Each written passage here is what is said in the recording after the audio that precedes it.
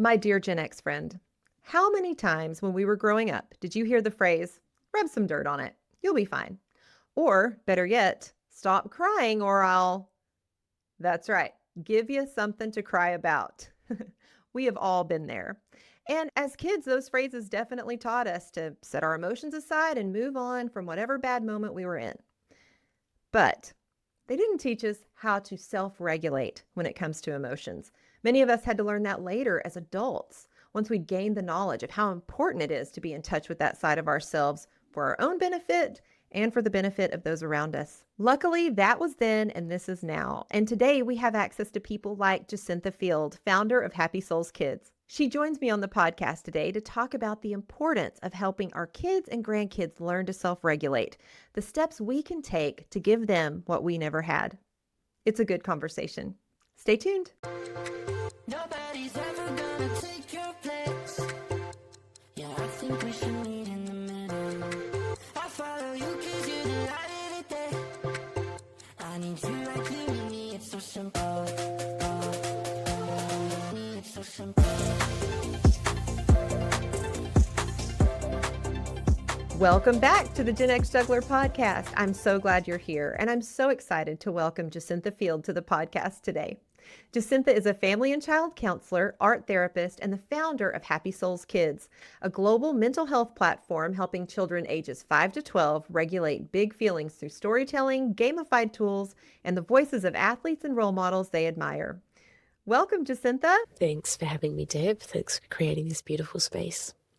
Oh, thank you. So you didn't start out in any type of counseling field. You actually started out in media and PR. Yeah, yeah. I worked on some really big projects, like you won't know them over. I'm in Australia, so I'm in Victoria, and the Logies and the Brownlow. I worked on all these really big projects, and I loved it.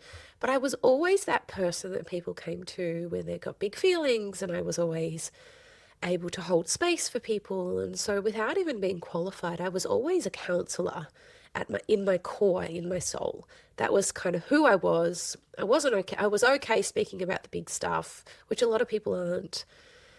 And I started my own healing journey. I studied integrative nutrition, and I learned all about our body and our nutrition and different things that we were putting into them. And it was really important to me. Nutrition is really big for me because I know that is the soul of us, you know? And so I started my own journey, and then in 2019, 2020, we separated. My son started school, and it was COVID all at the same time, and he was not okay. He was throwing bins up the street. He was running around the house. His emotions were so well beyond anything I could support at the time. And so I started studying to be able to help my own child. He had this big stuff that I didn't know how to support. So I started researching as much as I could. And rather than saying to him, how are you feeling? I mean, he was 5 years old at the time. I would say, hey, let's draw some circles. So we would draw some circles, which were like faces. And I would say, hey, can you put the face in there with how you're feeling? And often it would be angry, sad, disappointed, frustrated. And so he would draw the face for me.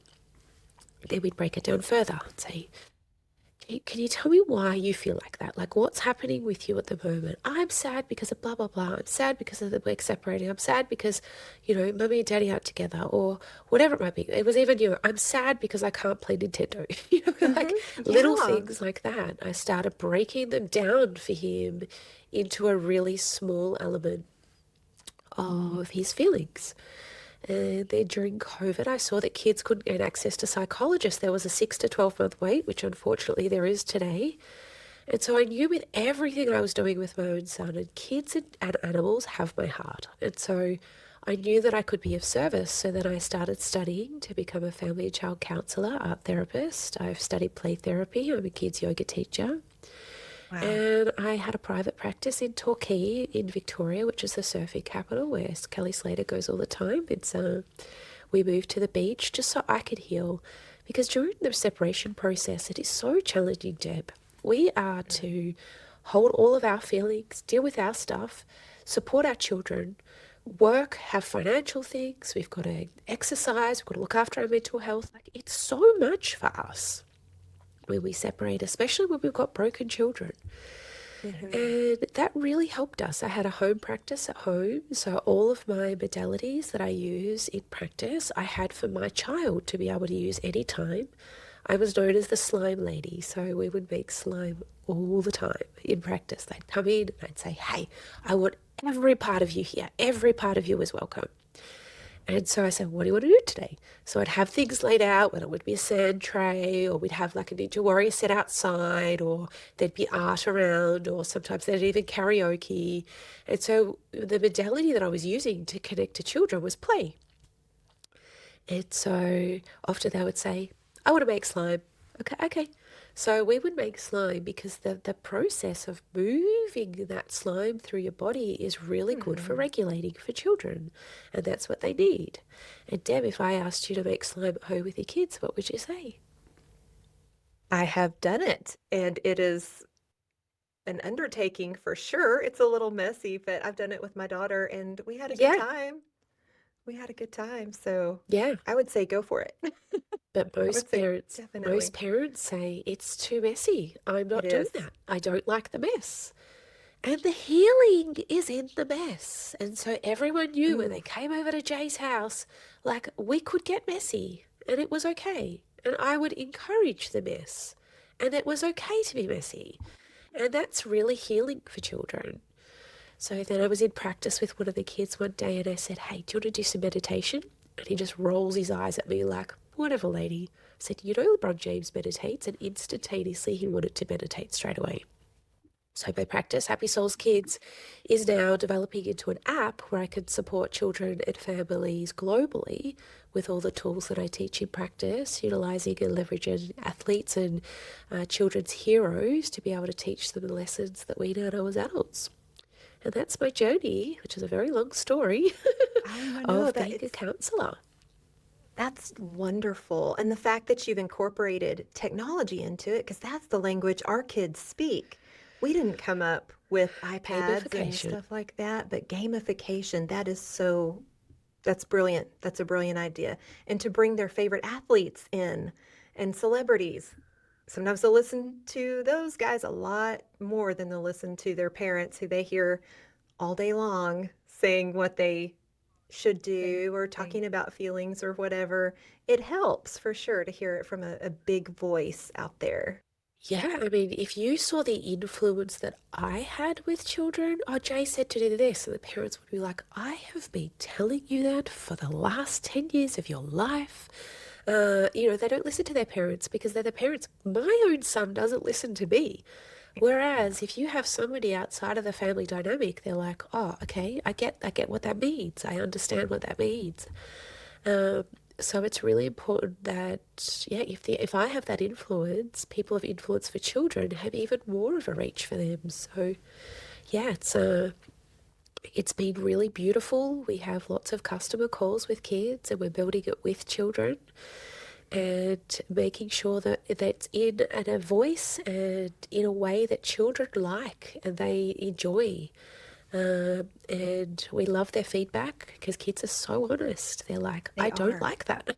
I think this is Yes. fantastic. They're wonderful. So And you that's said what we do at Happy Souls Kids.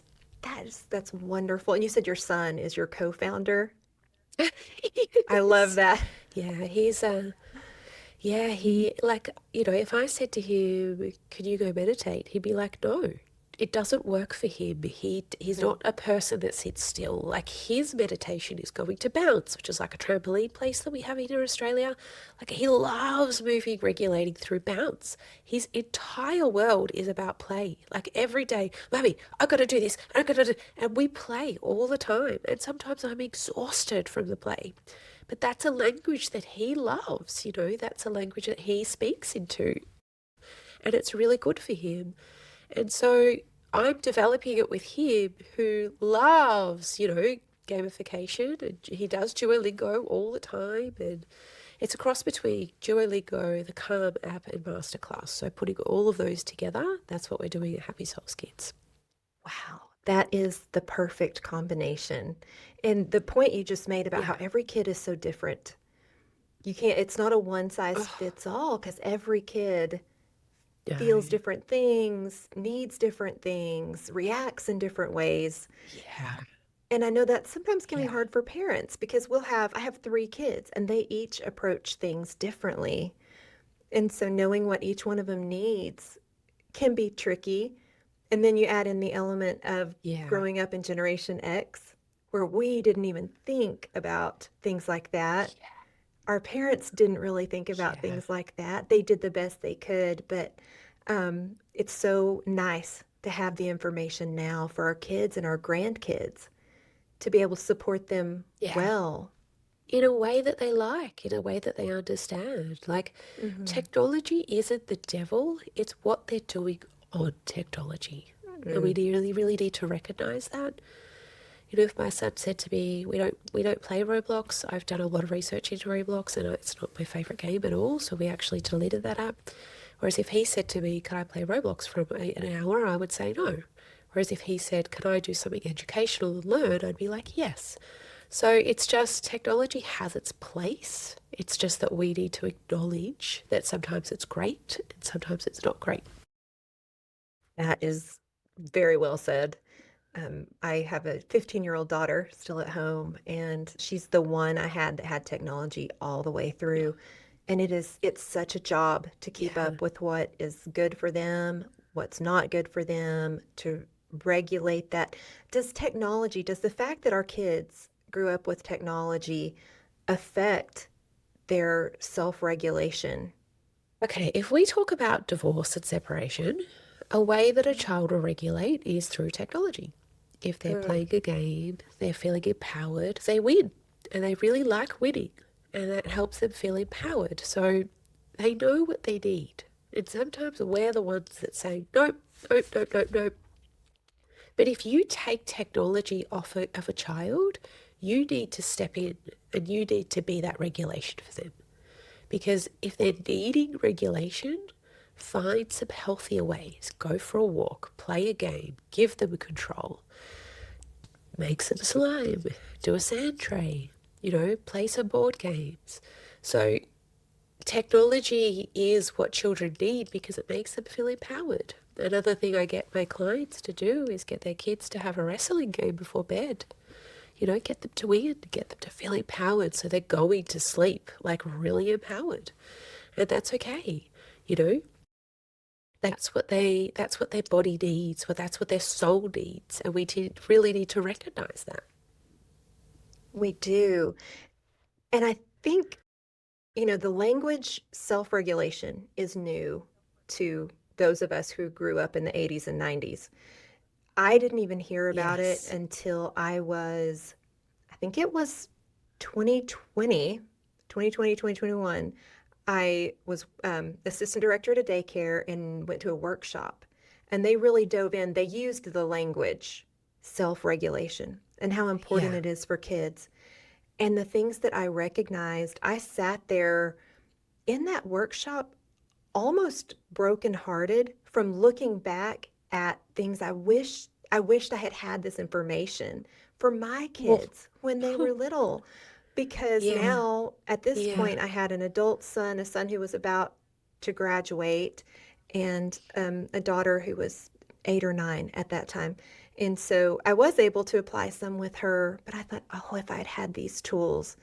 And I think sometimes when our generation hears self-regulation, they think, oh, a child who disciplines themselves, who is self-disciplined, because discipline is a big word Yeah. in our growing up language. Yeah. Can you explain what it means to regulate so that we can understand exactly what we're saying? Yeah, I mean, first of all, we need to forgive ourselves because Mm. we didn't know this language. It's new. It's like anxiety. Anxiety, you've got 70, 80-year-olds saying, I'm anxious. And that word was so taboo a few years ago. And so we don't know what we don't know. So first of all, we need to have forgiveness for us. Our parents saying to us, hey, just feel into your feelings was just not something that they used to do. It was more eat concrete, harden up, you'll be right, get over it. Which Right. I know my dad's always said to me, still does. Hmm. Whereas my mum's a lot softer. And so we try and apply that to our children these days, and they're like, what? Like that it doesn't work for children these days. Like they need to sit in their feelings, they need to sit in their feelings, in their big stuff that they've got going on. To give you an idea, I went to a supermarket with my son once, and he literally wanted a particular item, and I said no, and I held a boundary. And he absolutely like had so much stuff going on because I wouldn't buy him this particular thing. And I didn't give in. I held the boundary. So we were in a supermarket while he was just like all his stuff was coming out. And most parents would just grab their kids and just pull them out. And I didn't. I sat there with him and I said, I'm okay with you being here. I could sit here with you all day. I didn't worry about what everyone else was thinking around me. It didn't mean anything to me. Because as a counsellor, as another mum that has studied this, it wasn't about that item. It was about the fact that he was moving through some big stuff with the separation, with some abandonment stuff that he had going on. And I knew in that moment he needed to release it. Like it needed to come out of his body. So that was when he's dysregulated. He's dysregulated in his body. He's feeling like something is going on. He doesn't know how to move it through. Sometimes it's like we want ice cream, or we'll use technology, or to soothe us. Or as adults, it's like going out having a drink with our friends, or drinking too much. And that's our dysregulation. And that's when we suppress and we put a band-aid over emotions that are coming up for us. But what we need to do is feel into those emotions. And I just read a really amazing book by one of my friends, Charlie Goldsmith. It's called Human Medicine. And he said, feeling emotions is like going to the toilet. If we need to go to the toilet, we would process the emotions. Whereas what we do is we'll grab our phone, or we'll just ignore the emotion. Oh, I'll deal with that later. I'll deal with that later. But then it's gone. So we need to sit in those emotions where they come up for us. We need to regulate. Now, self-regulation is when we're able to process those emotions in our body internally. When we're dysregulated, that's when children are up here. They're having their tantrums, they're having their emotional releases, all of these things. They can't hear you when they're dysregulated, when they are like at their peak. They're gone. So we need to just let it move like a wave. Think of it like a wave, like let it move through our body, and then come back into the regulated state where we're feeling a little bit more okay inside. And that's where we have the big conversations with our kids. We don't shame them for having a big feeling. We wouldn't shame somebody for feeling something. If somebody is grief, if we look at grief, we don't shame people for feeling grief. Right. It's the same thing with our emotions. Sometimes we're sad, sometimes we're angry, sometimes we're frustrated, and that's okay. It's okay to feel all of these emotions. We need to give our children space to feel their emotions, whatever is coming up for them. It's really important because what is coming up for them needs to be released. And it's important that children are given that space, a safe space to release that, rather than, stop crying, stop it, just stop feeling. You're telling a child to stop feeling. And so then when you feel a disconnect from your child when they get a little bit older, it starts when they're younger, because we've told them to stop feeling. We want to allow them to feel. This separation process is so big. It's so entangled in so many things. So sometimes it could be the ice cream that sets them off, or sometimes it could be the not being able to go to a friend's house, or the technology. But they're the moments that we need to sit in that pain with them and say, hey, I see you, I got you, and I am right here with you. That's beautiful. And it sounds like what you're saying is, if we don't allow space for that and allow them to walk through those emotions and express those emotions and deal with them in the moment, when it comes to a point where they can, when they're not quite as heightened, if we don't do that, it's going to come out somehow anyway, in an unhealthy way. At the cafe. At the cafe, at the supermarket, at the other places that you really don't want it to. Because when they hear no, and that's where we do it the most, that's where it's going to come out. So just give them the space, or have the regular conversations with them. How are you feeling today? Tell me about your day. and process through. If we could do an app like Happy Souls Kids every day, we learn a little bit, and we learn a little bit, and we learn a little bit. So those big emotional tantrums, they're still there. They're not going to go away, but it helps kids to process them in a healthier way. That's just so important that they can. I like that you do it a little bit, little bit at a time, like Duolingo does. That's how you Yeah, um, can compare the two, and that's how they can build on what they're learning from day to day and take little chunks. That's so important to not be overwhelmed with information. With my daughter, I've seen my daughter-in-law with my little 2-year-old granddaughter, and she will, when she begins to exhibit signs of anxiety over something, my daughter-in-law will say, let's breathe, take a breath, take a breath. And she knows to yeah, stop and take a deep breath and breathe it out. I tried that with my daughter. My daughter is much more like your son. She's very kinesthetic. yeah, She likes to always have her hands busy. And and it and she says it calms her mind to have her hands busy. When I tried that with yeah, her, I thought, well, that's beautiful. I'll do that. And I said, why don't we breathe? And she was like, I don't want to breathe right now. You breathe. I'm and I was like, okay, yeah, because they're I can here. Yeah, yeah.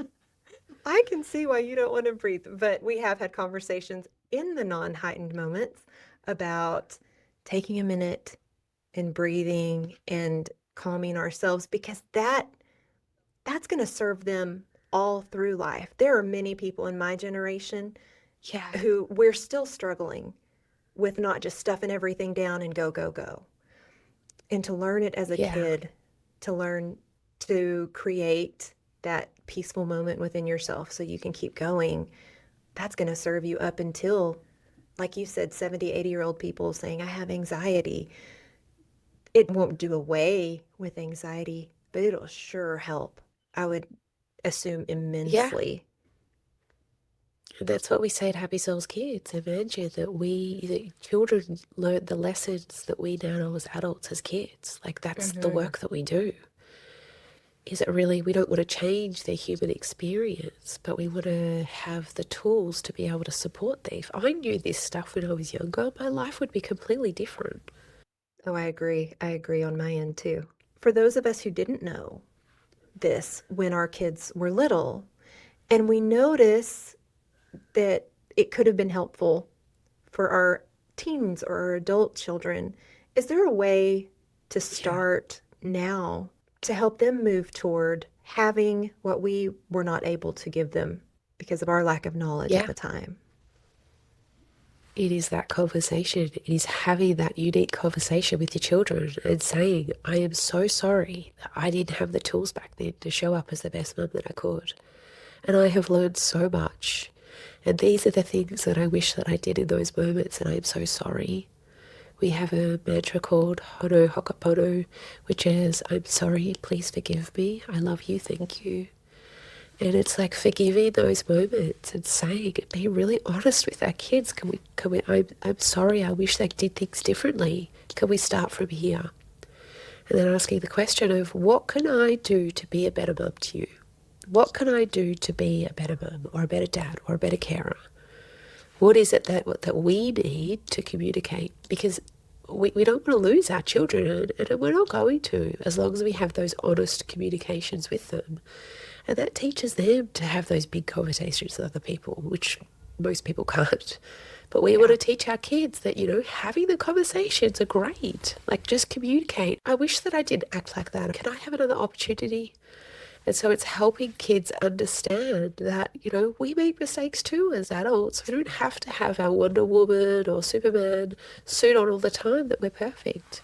Because I used to think that Hmm. my parents were like, everything that they said was amazing. Like, oh, like they could do no wrong. Then when you become a parent, you're like, oh my God, I'm just trying to learn this every day of my life. I don't have all the Yes. answers at all. So it's just being really honest with our kids. It's just having those deep conversations with them and being communicating just like you would with your partner or your colleague or your family. Do that with our kids too. That's very good advice. And you mentioned the not worrying about perfection at any stage of parenting. I saw No. you mention mindful. parenting. I saw that you had mentioned that on your website, mindful parenting. What does that mean for those of us who are unfamiliar with that type of language? Yeah, you're going to make mistakes as a parent. We all do. And it's accepting that that's going to happen. And it's just being in the moment with your children, like sitting in that deep space with them, actually sitting in and saying, I made a mistake. You know, when you're in the kitchen and you pour over the milk and you get really frustrated with yourself, you're like, oh my God, I can't believe that I did that. And then your child will be on the ground, play with a particular toy, and say, oh my God, and you say, stop getting so angry with yourself. Stop. You've actually taught and mirrored them what to do in those moments where you've got frustrated. And so when they're frustrated, we don't want them to be frustrated or say horrible things to themselves, but you've actually done it too. So we really need to be in the moment. When I say mindful, I mean being with the children in those moments and making sure that we're present to them, that we're honest, that we're authentic, that, oh gosh, I wish I didn't do that. Or if we yell at someone, road rage is big in Australia. I don't agree with it, but you know, sometimes people let their big feelings out in the car. Yeah. So let's have conversations like, oh gosh, I was really angry. Why did I let that happen? I was really angry in that moment. What could I possibly do to let my anger out? And have those conversations with your kids and let them decide, oh, Mummy, you could have hit a pillow, or you could have stamped your feet up and down, or we could have gone for a walk, or we could have played in the sand. And so it's having these conversations with our kids all the time that we're not perfect, but we want to work together. We are a team and we want to work together. And if you have a problem with something that's going on, I want you to be so open with me. I want to have a family discussion so you can come in and say, I didn't like it that you did that. So then we could work together to change. That's so good. Just mirroring to them what to do when you have your own imperfect moments. In addition to mirroring handling things well, no one is going to handle every single situation well. I love that. Just sitting and reflecting with them on what you should have done better to help them internalize that language for themselves as they grow. Yeah. It's mirroring behavior. Let's mirror to our kids how we want them to be. That's so important. And to, like you said, have the conversations about the times when we missed those opportunities, maybe in the past, to bring them back around now and reframe those moments for them. I feel like that's happened as I've grown and reflected on my childhood and been a parent myself. I know that moments from my childhood have been reframed in a better way with perspective that I've gained just by being on the planet and being a parent myself. And I would love for us to be able to reframe moments for even our adult children or our teens now that we know better. What is it Oprah used to say? When you know better, you do better. And that's the goal, to do better, right? Exactly. Yeah. And it comes through communication and being really authentic and raw. Yeah. You've used words that we haven't used in our vernacular necessarily growing up in Gen X and maybe even raising our own kids. But when you explain it, it really is simple. It may not always be easy because admitting our mistakes, asking for forgiveness, recreating aspects of relationships with people who mean the world to us, those are very big things. But what I'm hearing from you is mindfulness, honesty, communication, that we can do. We can do that. Yeah. Yeah. We could all do that. Just be really authentic. This is important stuff that we're talking about. It's the hearts of our kids from now until long after we're no longer here for them. We have to give them the tools to live life well and to do life well and to honor their feelings. It's so important. I know that some of my Gen X friends sort of still ascribe to the more, I don't want to say harsh, that's not the word, just the way that we were parented. Like, this is it, this is how it's going to be. I don't care how you feel about it. I don't care how you feel about much. I need you to be a good kid and to have a good work ethic. And Yeah, there's nothing wrong with being a good kid and having a good work ethic.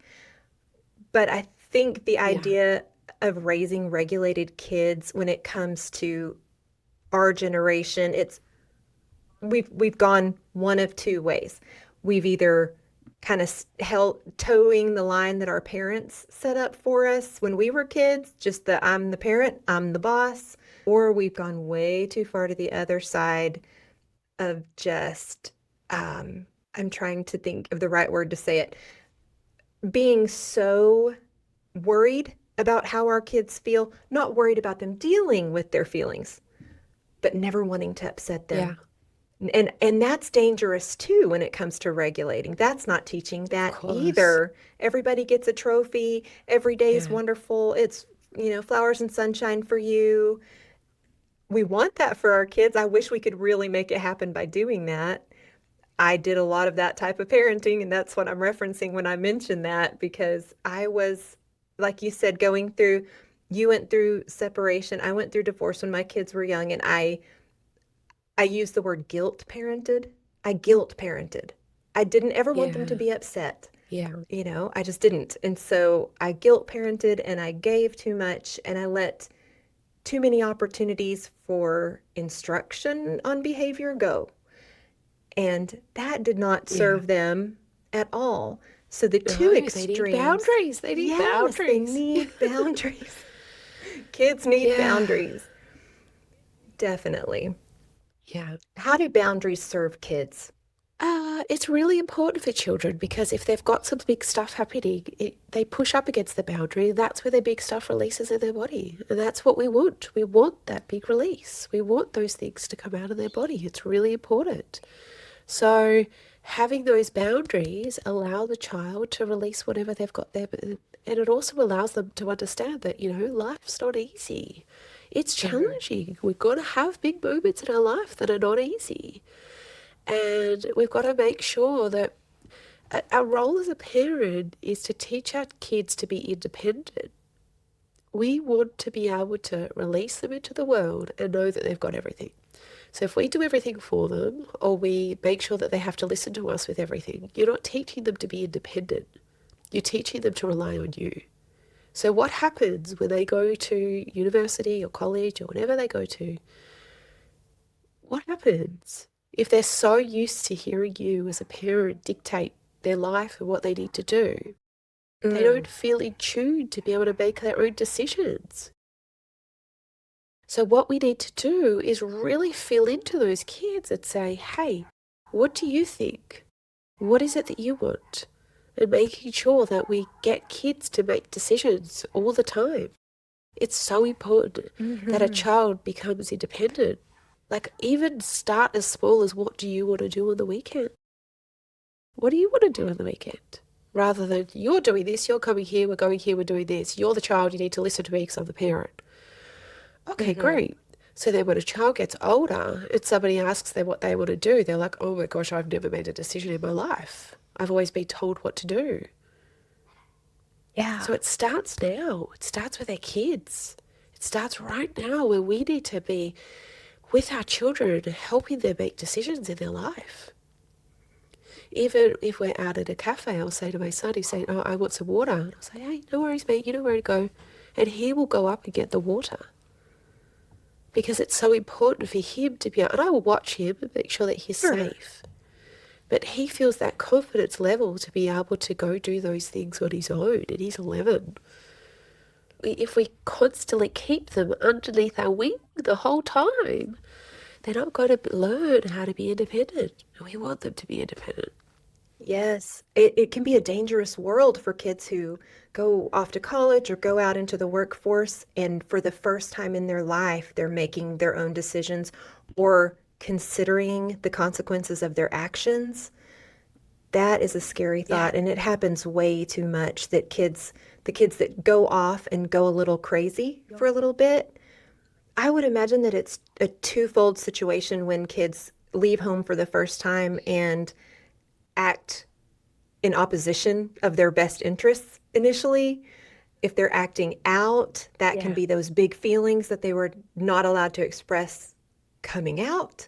Or it can be, I've never had to think about the consequences of my actions, what I really consider, what my values are, what I consider right and wrong, where I would draw my boundaries because I haven't seen boundaries. So it's important, even for our children's safety. Yes, when my son was really young, he would do Lego. And this was when he was about 3 or 4. And he would have a Lego there, and there was obviously lots of instructions. And he would say, Mummy, you do it. And I would say, you know what, mate, I think you've got this. I think you've got this. And he would say, no, Mummy, you do it. It's too hard. And I said, I actually think that you're okay. I am right here if you need my help. I am right here supporting you. But I want you to give it a go. And those little moments that we have with our children when they're younger, that's what teaches them independence. It was the same thing on a swing. You know, I'd always push him and he got to a certain age and I said, I reckon that you've got it. I think you've got it. I think you can do this. And he got really frustrated. He was really angry. And I said, I'm right here with you. If you need me, I'm right here. But I want you to give it a go. And when he succeeded, when he had that moment of like, oh, I can do it myself, it was so beautiful. And so he is independent because of all of these decisions as a parent that I made when he was younger. And so I feel very confident even now he's, you know, at an age where he rides his bikes around the streets with his friends because I've created a safe space with him. And it's really important that we create a safe space with our kids. So it starts with a child coming home and saying, oh, Mummy, I was really mean to someone at school today. Or, Mummy, I did something that wasn't really great at school. And I will always say to my son, hey, thanks so much for being honest with me. Thanks so much for being honest with me and telling me that. I know it was really hard to share. And so when he gets to his teenage years, he will come back to me and say, Mummy, I tried a beer. And I will say, thanks so much for telling me. Because us creating a safe space with our kids allows a child to come in and actually really feel into who they are and realize that kids make mistakes. I've certainly made a lot in my life, and my parents were quite supportive. Yeah. They never like hounded me. You shouldn't do that. You should act like this. You should do that. And so if that's the way that you're going to act to me, I'm not going to tell you things because I think that you're going to scold me, like, and scold me and get really mad with me. Whereas if you have an open space where you can say, hey, thanks so much for telling me. Now, that's not to say that we want kids to get away with whatever they get away with, because we all know that teenagers are going to push the boundaries. They absolutely are.